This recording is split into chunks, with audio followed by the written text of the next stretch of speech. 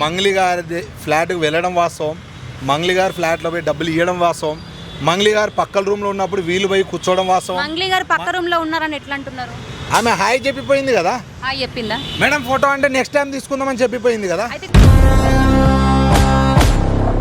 సంబంధం లేని వ్యక్తి పేరు నువ్వు దిల్లే తీసుకొస్తున్నావు అంటే డైవర్ట్ చేస్తున్నట్టే లెక్క కదా. మంగ్లీ గారికి బర్త్డే జరిగినప్పుడు రిసార్ట్ బుక్ చేసినటువంటి వ్యక్తి రమావత్ మదే. మంగ్లీ గారి బర్త్డే రోజు 15 లక్షల రూపాయలు పెట్టి డైమండ్ నెక్లెస్ ఇచ్చినటువంటి వ్యక్తి రమావత్ మదే. ఆ యొక్క మంగ్లీ గారి బర్త్డే సీసీ ఫుటేజ్ కానీ ఆ యొక్క ఫంక్షన్ వీడియోలో చూస్తే కూడా మధు అనే వ్యక్తి క్లియర్గా ఉంటాడు. మా ఫ్యామిలీ వరకే ఉన్నారు అని చెప్పింది. రమావత్ మధు అనేటోడు సంబంధం లేదని మళ్ళీ ఇట్లా చెప్తుంది. ఈ మరి రమావత్ మధు అనేటోడు ఆ ఫంక్షన్లోకి ఏమైనా దొడ్డిదారిన దూరి అక్కడ పోయిందా? సో ఈరోజు మనతో మాట్లాడడానికి youth Congress president Tirumalesh sir ఉన్నారనమాట. అసలు ఇప్పుడు ఎవరైతే బాధితులు కొంతమంది ముందుకొచ్చి మాకు అన్యాయం జరిగింది, మా డబ్బులు ఇలా ఖర్చు అయిపోయినాయి, మంగ్లీని నమ్మి మేము పెట్టుబడి పెట్టినామని చెప్తూ వస్తున్నారో వాళ్ళందరినీ బయటికి తీసుకొచ్చి మీ అందరితో పాటు నేనుంటాను అని ఒక అండగా నిలిచిన వ్యక్తి అనమాట. ఈరోజు సార్తో మాట్లాడదాం మనం. సార్ మీరు చెప్పండి, ఇప్పటివరకు బాధితులు ఈరోజు బయటికి రావడం జరిగింది, మీరు ఏమంటారు అసలు ఈ ఇష్యూ గురించి? మంగ్లీ గారు నాకు సంబంధం లేదంటున్నారు. ఈరోజు కాదు, 2 నెలల క్రితమే ఈ బాధితులు నా దగ్గర రావడం జరిగింది. అప్పుడు బాధితులు ఒకటే చెప్పారు, మేము ఒక వెస్టేజ్ అనే కంపెనీలో మేము పనిచేసే వాళ్ళము.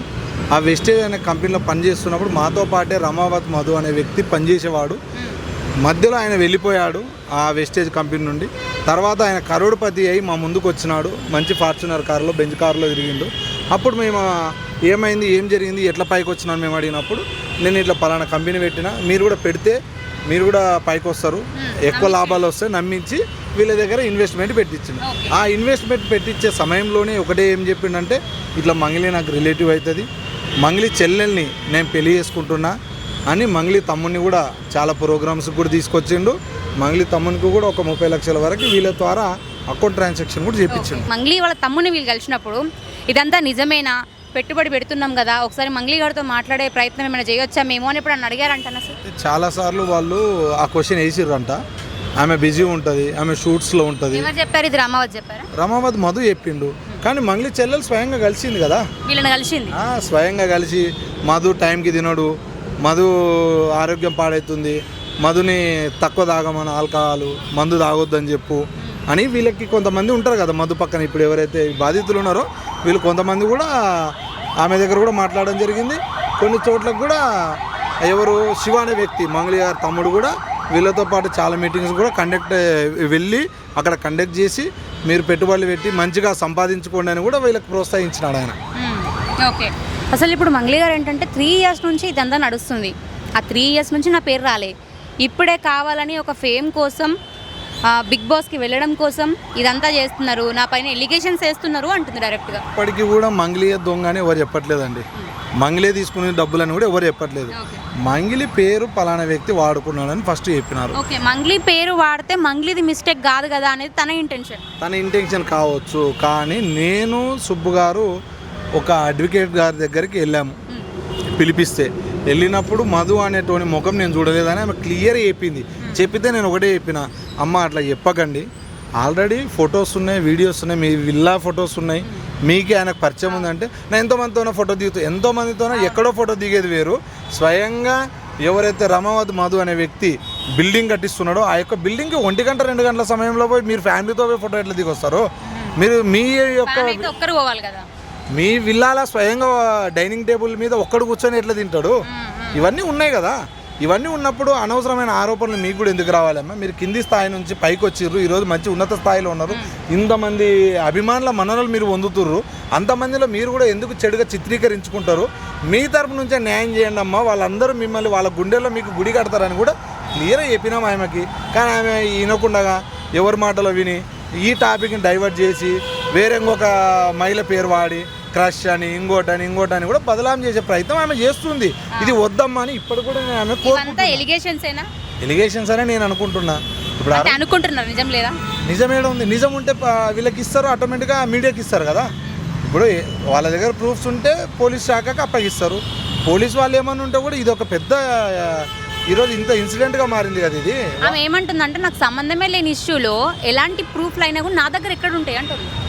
మేము మాట్లాడిన తర్వాత ఒక వారం 10 రోజులకు ఆమె కంప్లైంట్ ఇచ్చింది. సరే ఏం ఆలోచించుకున్నారో ఏమో తెలియదు. నేను కూడా ఇప్పటివరకు ఎప్పుడు మాట్లాడలేదు మీడియా తరపు నుంచి. ఇంతమందికి ఈరోజు అన్యాయం జరిగి డైరెక్ట్ మీడియా ముందరకు వచ్చి సుబ్బు దొంగ, సుబ్బు ఏదో హైలైట్ కానీ అంటుంది. కానీ నా ముందరనే వాడు వీడని మాట్లాడింది సుబ్బుని. ఓకే, వాడేంది మెంటల్ నా కొడుక, పిచ్చి నా కొడుక అని మాట్లాడింది. తను కూడా నన్ను కొన్ని మాటలు మాట్లాడిండు, దూషించినట్టు. నేను ఒక గిరిజన అమ్మాయిని అని తను మాట్లాడుతూ వస్తుంది కదా. ఒక వీడియో చూపించింది కదా నిన్న. వీడియోలో ఏమైనా మాటలు వినిపించినాయండి మీకు? సరే, వీడియోలో కనీసం ఆయన లిప్పింగ్ ఏం మాట్లాడుతున్నాడో అర్థమవుతుందా? ఇప్పుడు ఆమె చర్చకు పిలిపించింది ఆమెనే, కూర్చోబెట్టింది ఆమెనే. పైన ఆల్రెడీ సీసీ ఫుటేజ్లు ఉన్నాయి అదే రూమ్లో, నేను కూడా ఉన్నా. మీరు ఇట్లా దొంగదాపనకి ఈ వీడియో తీసి ఇది చూడండి అని ఇట్లా మీడియాకి ఎట్లా చూపిస్తారు? అట్లా ఆమె దొంగతనం చేయకపోతే ఆయన మాట్లాడేటప్పటికి ఇట్లా సడన్గా ఇట్లా మెల్లిగా పెట్టి ఇట్లా తీసేయాల్సిన అవసరం ఏముంది? ధైర్యంగా ఇట్లా పెట్టి తీయాల్సి కదా. అంటే తప్పుతో పట్టిస్తుంది అంటున్నారా? ఇప్పుడు 100% అండి. ఇప్పుడు మీరు తప్పు చేయలే, ధైర్యంగా ఇట్లా వీడియో తీయండి, మాట్లాడండి, నేను వీడియో తీసుకుంటా, నా ప్రూఫ్, నేను ఒక ఆడపిల్లని, మీరు నా మీద కావాలని అబండాలు మోపుతున్నారు, మీరు ఏం మాట్లాడినా నా వీడియో ఉండాలని నాకు ప్రూఫ్ అని మీరు ధైర్యంగా వీడియో పెట్టండి. మీరు ఇట్లా టేబుల్ కింద పెట్టి ఇట్లా దొంగదాపన వీడియో తీయాల్సిన అవసరం ఏముంది? మీరు తప్పు చేయకపోతే, మీకు సైడ్ నుంచి తప్పే లేకపోతే మీరు దొంగదాపన వీడియో తీయాల్సిన అవసరం ఏముంది? బట్ తీసిరు కదా, మీరే అంటున్నారు కదా. నిన్న చూపించింది కదా, నేను చూపించిన వీడియోలో ఏమన్నా ఆడియో వినిపిస్తుందా? నాకైతే వినిపించలేదు హానెస్ట్ గా. మరి ఏం మాట ఆమె అంటుంది? ఇవ్వ నన్ను ఇట్లా అన్నాడు, ప్రూఫ్ ఇది క్లియర్గా వీడియోకి బయట ఇవ్వమను. ఇప్పుడు ఆమె ఫోన్లో ఉండేది డైరెక్ట్ మీడియా ఛానల్కి ఇవ్వమను, ఇది మాట్లాడిండు అని ఇస్తే ఆయన ప్రూవ్ చేసుకుంటాడు మాట్లాడిండా లేదనేది. ఓకే, సో ఇది కూడా ఇన్స్టాగ్రామ్ వేదికగా నేను అన్ని అప్డేట్స్ ఇస్తా అని మంగ్లీ గారు మాట్లాడుతూ వచ్చారు కాబట్టి అదే ఇన్స్టాగ్రామ్ వేదికగా వీలైతే ఆ యొక్క వీడియోలో ఏముంది అనేది మీరు ఒకసారి పోస్ట్ చేస్తే మా అందరికీ కూడా క్లియర్గా అర్థమవుతుంది. ఎందుకంటే మీరు మాట్లాడుతూ వచ్చారు తప్పుడు ఎలిగేషన్స్ చేయకండి అని. మరి అది నిజమా అబద్ధమా మేము కూడా మాట్లాడాలి అంటే మీ నుంచి కూడా ప్రూఫ్ ఉండాలి కాబట్టి అది ఒక రిక్వెస్ట్ చేస్తున్నాం మేము కూడా. ఇది ఓకే కదా? ఇట్లయితే మీకు కూడా అప్పుడు అందరికీ ఒక నేను మరీ ఒకటే కోరుతున్నా. ఇప్పుడు సమస్య అనేది ఇక్కడ మంగ్లీ గారిదో సుబ్బు గారిదో కాదండి, ఎంతో మంది బాధితులది ఇది. వాళ్ళంతా రోడ్డున పడ్డారు. వాళ్ళు రోడ్డున పడ్డారు కాబట్టి ఈ యొక్క సమస్య మీ ముందుకు వచ్చింది. మీకు సంబంధమే లేనప్పుడు మీ మీదనే కామట్టు రమావతి మాత అనే వ్యక్తికి నీకు వాస్తవంగా మీకు చుట్టరిత్యం ఉంది, మీ యొక్క చెల్లెల్ని పెళ్లి చేసుకుంటా అని చెప్పిండు. సరే, అది వాస్తవం మీ ఫ్యామిలీకి తెలుసు, అక్కడ కూడా మేము తప్పుపడతలేము. కానీ వాళ్ళు చెప్తున్న దానికి మీరు నిరూపించుకొని మీరు ప్రూవ్ చేసుకుంటే అయిపోతుంది. కానీ ఇంతమంది బాధితులని వీళ్ళు పేడ్ ఆర్టిస్టులు, వీళ్ళకి సంబంధమే లేదు అంటే పేడ్ ఆర్టిస్టులు ఎట్లా అంటారండి? మీరు ఎవరు పేడ్ ఆర్టిస్టులు? మీరు డబ్బులు ఇస్తే ప్రోగ్రామ్ చేస్తారు, మీరు పేడ్ ఆర్టిస్టులు అవుతారు. వీళ్ళందరూ జనం అండి, వీళ్ళందరూ ప్రోత్సహిస్తేనే మీరు ఈరోజు ఆ స్థానంలో ఉన్నారు. కానీ ఈరోజు జనాన్ని పేడ్ ఆర్టిస్టులని మీరు ఎట్లా చిత్రీకరిస్తారు? ఏం రైట్స్ ఉన్నాయి మీకు? ఇంకోటి డబ్బు గురించి కూడా మాట్లాడుతూ వస్తుంది. నన్ను 10 లక్షలు డిమాండ్ చేశారు, నేను ఇవ్వను అన్నాను అని.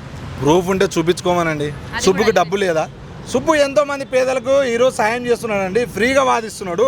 ఇప్పుడు ఈ బాధితులతో కూడా రూపాయి తీసుకోకుండా వాళ్ళకి న్యాయం చేయాలని పోరాడుతున్నాడు. ఇంకో మాట కూడా మాట్లాడుతూ వస్తుంది, డబ్బు కట్టలు పెట్టి ఏదో నాకు సంబంధం లేని ఒక వీడియోని లీక్ చేసి అది ఎవరిదో కూడా నాకు తెలియదు, ఆయన మా తమ్ముడా, ఎందుకు ఇట్లా ఫేక్ న్యూస్ని స్ప్రెడ్ చేస్తున్నారని ఇంకో మాట కూడా మాట్లాడింది. నేను ఒక మాట చెప్తా, డబ్బు కట్టాలనేటివి ఎప్పుడైతే వీళ్ళు అక్కడ డబ్బు వాళ్ళు ఇస్తున్నారో, పెట్టుబడికి ఇస్తున్నారో ఆ సమయంలో వీళ్ళు ఒక వీడియో తీసుకున్నారు. అసలు ఎవరు ఆ డబ్బు తీసుకున్నారు? ఆ డబ్బు ఎంచుతున్నటువంటి వ్యక్తి ఎవరైతే రమావత్ మధు అని ఉన్నాడో ఆయన యొక్క బావ పాల్దియ భరత్ చౌహాన్ ఆయన ఉన్నాడు. ఆయన పక్కనే ఈయన కూడా ఉన్నాడు. కానీ ఆ వీడియోలో ఈయన కనిపిస్తలేడు. ఆ డబ్బుల కట్టలు అడ్డం ఉన్నాయి. ఎందుకన్నా వీడియో తీయాల్సి వచ్చింది? ఆ డబ్బుల కట్టలది, ఆ డబ్బుల కట్టలు ముందేసుకున్న వీడియో తీసి వీడియో అంటే ఇప్పుడు ఈరోజు మీరు నా ముందర మైక్ పెట్టిర్రు. ఇప్పుడు ఎక్కువ డబ్బులు ముందేసినప్పుడు దానికి సంబంధించి కూడా కొన్ని లీగల్ గా యాక్షన్స్ అనేవి తీసుకుంటారు. నేను అదే చెప్తున్నానండి. చర్చ అడిగిపోయిందంటే యాక్చువల్గా డబ్బులు అంటే చేతికి ఇస్తారు, ఎంచుకుంటాం, లేదంటే మిషన్ ఉంటుంది. అది కూడా కాకుండా కేజీల ప్రకారం 22 కిలోలు బరువు ఉంటే ఇది 1 కోటి. అంటే వాళ్ళకి ఎంచుకునేంత టైం కూడా లేక 22 కిలోలు ఉంటే ఇది 1 కోటి రూపాయలని వాళ్ళకి అంత డబ్బు వాళ్ళు తీసుకున్నారు. ఓకే, ఇందులో మంగ్లీ గారు ఎప్పుడన్నా డైరెక్ట్గా అమౌంట్ తీసుకున్నట్టు కానీ లేదా తీసుకుంటా అని మాట్లాడినట్టు కానీ ప్రూఫ్లు ఏమైనా ఉన్నాయా? నేను మళ్ళీ 100% చెప్తున్నా, మంగ్లీ గారికి వీళ్ళు డైరెక్ట్గా ఎప్పుడు ఇవ్వలేదు. మంగ్లీ గారి ఫ్లాట్కి వెళ్ళడం వాస్తవం, మంగ్లీ గారు ఫ్లాట్లో పోయి డబ్బులు ఇవ్వడం వాస్తవం, మంగ్లీ గారు పక్కల రూమ్లో ఉన్నప్పుడు వీళ్ళు పోయి కూర్చోవడం వాస్తవం. మంగ్లీ గారు పక్క రూమ్లో ఉన్నారని ఎట్లా అంటున్నారు? ఆమె హాయ్ చెప్పిపోయింది కదా. హాయ్ చెప్పిందా మేడం? ఫోటో అంటే నెక్స్ట్ టైం తీసుకుందామని చెప్పిపోయింది కదా. అయితే ఇక్కడ బాధితులు ఏమంటున్నారంటే అసలు నేను మంగ్లీ గారిని చూడలేదండి, అలా ఇల్లు మాత్రమే చూసినాం అంటారు. అందరు కాదు, కొందరు, ఒక ఇద్దరు ముగ్గురే. అందరికి అవకాశం ఉండదు కదండి. అందరినీ 15వ ఫ్లోర్ వరకు అక్కడ కోకాపేటలో అటు సైడ్ రాణిస్తారండి? పర్మిషన్ ఉంటుందా? గేటెడ్ కమ్యూనిటీలోకి అంతమందిని రానివ్వరు కదా. ఓకే, ఇప్పుడు మంగ్లీ గారి ఇష్యూలో మనం చూసుకుంటే టోటల్గా కొంతమంది చూసారు, కొంతమంది చూడలేదు. మరి ఇప్పుడు పెట్టిన కొంతమంది కూడా ఏ నమ్మకంతో అమౌంట్ పెట్టారని మీరు అనుకుంటున్నారు? మీ దాకా బాధ్యతలు వచ్చారు, వాళ్ళ ఆశ గుడ్డిది. అంటే వాళ్ళు ఎట్లా అంటే, సరే మనం పెడితే తొందరగా గెట్టిన అయితే మన ఆశ వీళ్ళది కూడా తప్పే. ఇప్పుడు పెట్టుబడి పెట్టిన వాళ్ళు మంచోళ్ళని నేను చెప్పను, ఆశ చెడ్డది. వాళ్ళు పెట్టారు, పెట్టిన తర్వాత ఇరుక్కపోయిన తర్వాత ఏదో తీసుకుందాము ఎట్లా లాక్కోవాలని. అంటే వాళ్ళు ఇప్పుడు ఎవరైతే పెట్టుబడులు పెట్టారో వాళ్ళు ఎవరు కూడా కరోడుపద్దులు కాదు. కరోడుపద్దుల డబ్బులు పోతే కూడా సరే ఏనో అక్రమంగా వచ్చిన డబ్బు అని భావిస్తాం.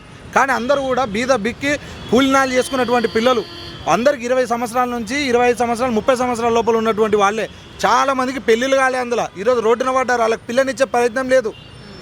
ఓకే సార్, ఇప్పుడు మీరు అన్నారు కాబట్టి ఇప్పుడు మంగ్లీ గారు ఇంత పెద్ద ఇష్యూ అవుతుంది కదా, ఈ ఇష్యూలో మొత్తం ఇన్వాల్వ్ అయ్యింది అంటే డైరెక్ట్గా మంగ్లీ గారు ఎప్పుడు మాట్లాడలేదు, డైరెక్ట్గా ఉన్న వాళ్ళపైన కేసులు పెట్టిరా?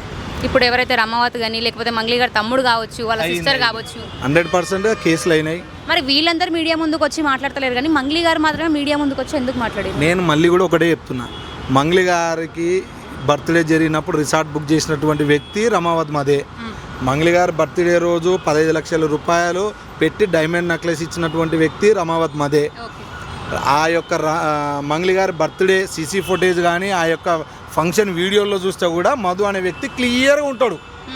ఇప్పుడు ఆమె ఆ రోజు ఏం చెప్పింది, డ్రగ్స్ దొరికినాయి, అన్నీ దొరికినాయి అని చెప్పినప్పుడు ఓన్లీ ఇది మా ఫ్యామిలీ ఫంక్షన్ అండి, మా అమ్మ, మా నాన్న, మా తమ్ముడు, మా అక్క, చెల్లెలు, మా ఫ్యామిలీ వరకే ఉన్నారు అని చెప్పింది.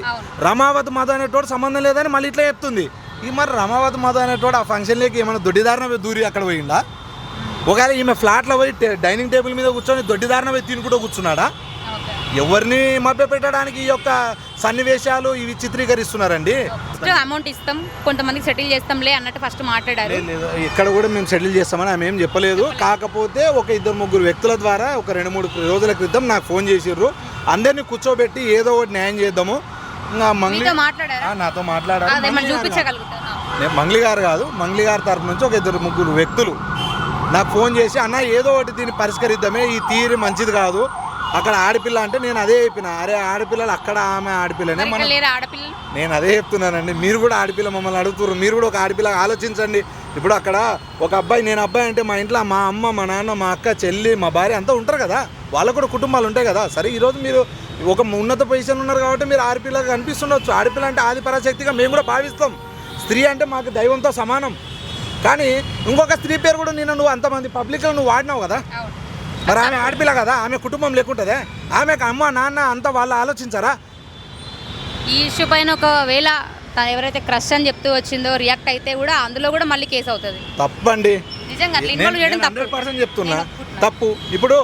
ఇప్పుడు మీరు నన్ను ఒకటి అనడం, నేను నిన్ను ఒకటి అనడం, అది తప్పు కదా. ఎలిగేషన్స్ చేయొద్దు, ఉన్నాయి మాట్లాడాలి అంతే. ఇప్పుడు సంబంధం లేని వ్యక్తి పేరు నువ్వు దీనిలో తీసుకొస్తున్నావు అంటే డైవర్ట్ చేస్తున్నట్టే లెక్క కదా. ఇప్పుడు ఒక శ్రీముఖి అనే వ్యక్తి, ఆమె కూడా చాలా పాపులర్గా మంచి వ్యక్తి, ఎందుకంటే మేము కూడా చూస్తుంటాం కదా. ఆమె ఉన్నత స్థానంలో ఉంది, ఆమెకి ఎక్కడ కూడా ఎవరికి హాని కలిగించకుండా ఆమె యొక్క ప్రోగ్రామ్స్లో ఆమె నీట్గా చేసుకుంటూ పోతుంటుంది. ఆమె కూడా కింది స్థాయి నుంచి మంచిగా వచ్చినటువంటి వ్యక్తి. ఆమె పేరు తీయడంలో ఎటువంటి భాగ్యం చెప్పండి, నేను ఏ విధంగా ఆమె పేరు ఈమె తీసింది? ఇప్పుడు ఈ బాధితులందరూ కూడా ఎన్ని లక్షలు కట్టుంటారు, ఎన్ని కోట్లు? నా దగ్గరకు వచ్చినటువంటి బాధితులు మాత్రం 9.5 నుంచి 11.5 కోటి వరకు ఉన్నాయి. ఓకే, ఇది ప్రూఫ్. దీనికి సంబంధించిన ప్రూఫ్లు కూడా 9.5 కోటి వరకు నాకు చూపించారు, నా దగ్గర కూడా ఉన్నాయి. ఓకే, ఈరోజు ఇప్పుడు మీరు పిఎస్లో అవన్నీ కూడా సబ్మిట్ చేశారా? 100% అండి చేశారు. ఓకే, పోలీసులు ఏమంటున్నారు సార్ దీనిపైన? ప్రజెంట్ పోలీసులు ఏమంటారు, 100% న్యాయం చేస్తాము, బాధితులకు న్యాయం జరిగేటట్టే చూసుకుంటాము. మాకు ఎవరు ఎక్కువ కాదు, ఎవరు తక్కువ కాదు, సెలబ్రిటీలు అయినా ఒకటే, సామాన్యులైనా ఒకటే. ఎందుకంటే మేము సామాన్యుల పక్షాన పనిచేయడం కోసమే ఈ వృత్తిలో ఉన్నాం కాబట్టి, మేము ప్రజల సేవకులం కాబట్టి, ప్రజలకు కష్టంగా ఎక్కడ ఆటంకం కలిగినా ముందర మేము ఉండి సాయం చేస్తామని పోలీసులు కూడా చాలా ఉత్తేజంతో మాకు ఈరోజు సహకరించడం జరిగిందండి. లాస్ట్ క్వశ్చన్ సార్, ఇప్పుడు ఇందులో మంగ్లీ గారు ప్రీవియస్గా కొంతమందిని పెట్టి అంటే మిమ్మల్ని బెదిరించారంట కదా, చేస్తామని చెప్పి కావచ్చు. నన్ను ఎవరు బెదిరించలేదు, సుబ్బు గారికి కాల్స్ వచ్చాయి. 100% నువ్వేమనుకున్నావు నీ తాట తీస్తా నువ్వు ఏడుంటావు అది అని కూడా బెదిరించారు. సరే ఇంకా అవి కామను. ఆమె ఒక స్థానంలో ఉంది, మరి ఆమె ఏం మెయింటైన్ చేస్తుందో మాకు తెలియదు. అంటే కొంతమంది అందులో పొలిటికల్ లీడర్లు కూడా ఉన్నారు అని చెప్పేసి అంటున్నారు కదా. చేసి 100% చేసి ఆ ప్రూఫ్లు ఉన్నాయా సార్? ఆ ప్రూఫ్ సుబ్బు గారి దగ్గర ఉన్నాయండి, మీరు అక్కడ నుంచి తీసుకోవచ్చు. Okay sir, thank you. Thank you.